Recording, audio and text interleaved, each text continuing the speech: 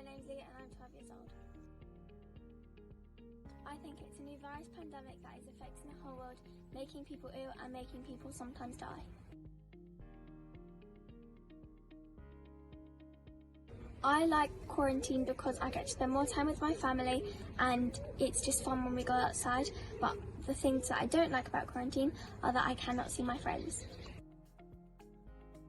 I feel a bit okay with it because we're allowed to meet some friends and go outside and go for walks, but we're not really allowed to go see many people.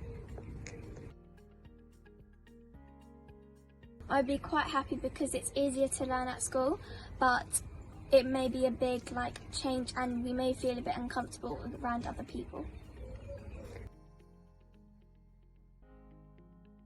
Maybe start giving ideas about crafts and stuff that we can do, or go outside more. I have gone on walks, I have done a bit of painting, and I've been going outside very, very often with my brother.